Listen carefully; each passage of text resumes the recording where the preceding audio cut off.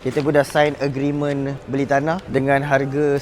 Okay, so hari ini memandang aku dah terlalu lama dekat Semarang, paruh bulan. So banyak benda yang aku miss out dekat Malaysia. Birthday adik aku yang paling kecil, and then Mother's Day. So ni dah touchdown Malaysia. So aku ingat nak pergi cari fridge untuk si ibu tercinta. Sebab cuma mak aku tu tak ada fridge. Maklum lah orang susah. Orang susah pun still ada inisiatif lah untuk nak cari extra sikit untuk nak memenuhi hajat si ibu. Korang pun kena buat macam tu. Jangan tunggu dia minta. Kalau nak tunggu dia minta, ibu dia tak nak. Dia benda ni datang daripada korang sendiri. Kalau korang nak cari, usahalah lebih. Dah nampak dah a few peti ais. Aku ingat nak ada yang siap boleh buatkan ais lah. So maksudnya mak aku tak perlu nak buat ais. Yang tinggal nak letak cawan, lepas tu keluar ais. Oh cantiknya putih tu. Ni aku tak rasa aku akan ambil fridge yang terlalu besar. Sebab contoh macam ni kan, cantik kan cantik, tapi ruang kat rumah tu, rumah kondo. So ruang dia tu kena jimat. Aku rasa saiz ni sesuai lah. Tapi kena buat ais sendiri lah. Leceh. Benda orang paling malas kat peti ais ni, orang nak buat ais. Based on apa yang aku nampak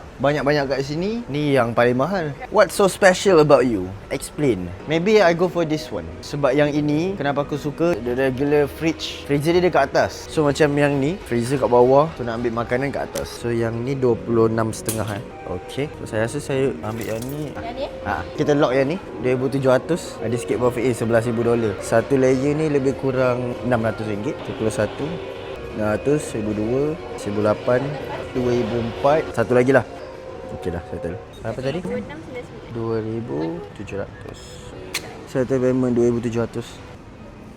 Okay. Kita pun dah sign agreement beli tanah dengan harga sekian-sekian. Nanti kita tengok reaction dia.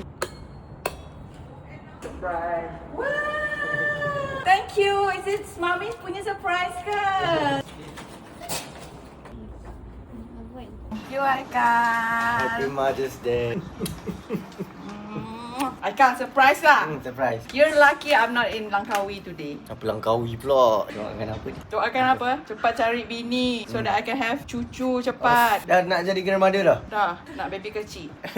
Mami doakan so that you be very, very, very successful, so you can help people, help your friends, your family, help everybody. Amin.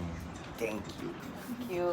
Inilah benda yang aku selalu buat. Alhamdulillah kalau aku ada rezeki lebih sikit, aku happykan family aku happykan mak aku. Sebab apa? Aku tahu daripada rezeki yang masuk dekat aku tu, ada rezeki mak aku, ada rezeki family aku. Dan aku percaya aku ada rezeki lebih ni pun berkat daripada doa mak aku. So happy Mother's Day untuk semua ibu-ibu. Kalau kau rasa kau masih belum mampu untuk nak senangkan family kau, percayalah cakap aku. Ada je cara dia. Yang penting niat kau, sama ada kau nak atau tak nak. Tipulah kalau kau pun tak nak tengok family kau happy, kau tak nak senangkan mak kau, senangkan adik-beradik kau pun nak happykan family kau, link kat